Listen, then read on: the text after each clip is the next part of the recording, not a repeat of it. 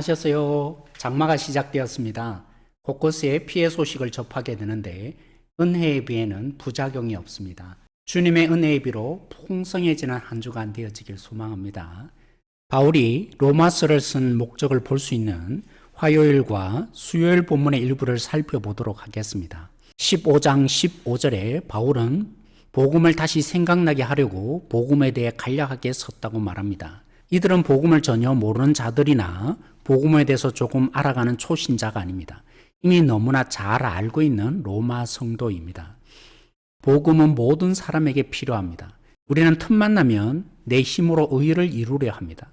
특히 교회를 위해서 열심을 다할수록 우리의 그 어떤 능력으로 교회를 세워갈 수 있다는 잘못된 생각에 빠집니다. 내가 조금만 잘 살아도 남을 함부로 판단하는 자기의에 빠집니다.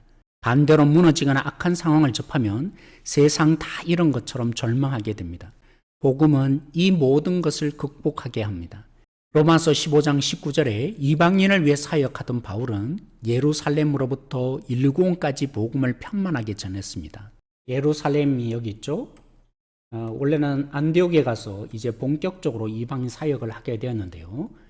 바로 이곳이 일루리곤입니다. 이 전체를 바울이 이방인들을 위해서 사역하며 전하였던 거죠. 이제 바울은 서버나에까지 복음을 전하길 원하고 있습니다. 그런데 문제가 하나 있습니다. 자신의 선교 센터가 되어졌던 안디옥은 바울이 앞으로 복음을 전하려는 이 스페인 지역, 안디옥에서 스페인까지 거리가 너무 멉니다. 반면에 로마에서 선교 센터가 되어준다면 스페인으로 사역하기가 쉬워지는 거죠. 15장 22절에 표현하듯이 그래서 여러 번 로마를 방문하려고 했지만 방문할 수가 없었습니다. 단 한 번도 방문한 적이 없는 로마 교회에 바울이 편지를 써서 선교 센터가 되어달라는 것입니다. 그래서 로마서를 쓴 건데 1장 18절부터 15장 15절까지는 온통 복음으로 채워져 있습니다. 서로 식탁교제 한번 하지 않는다 할지라도 복음은 형제되게 합니다.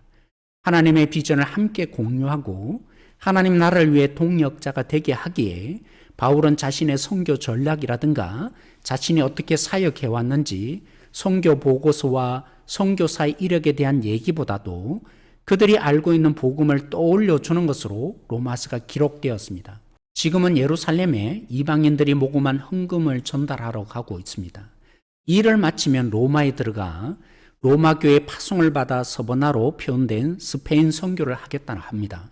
왜 바울은 스페인 선교가 목적이라는데 로마에 파송받아 막바로 선교하지 않고 예루살렘에 들르는 것입니까?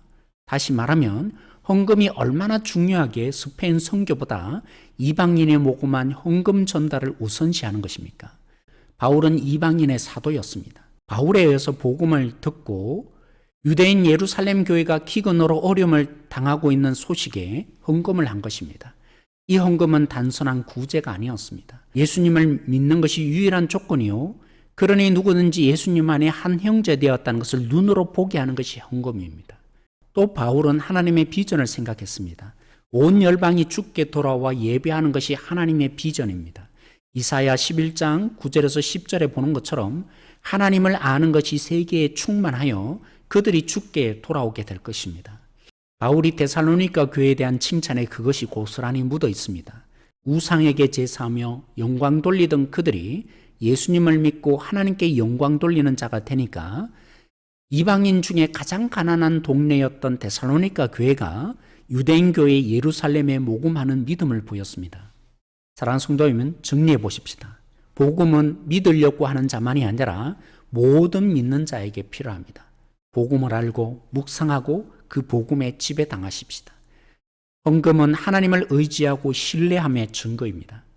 물질로 섬기는 것만이 아니라 복음이 실제되게 하며 서로 하나 되게 하며 하나님의 사랑함을 표현하는 현실적인 헌신이 헌금입니다. 주님 안에 평안하세요.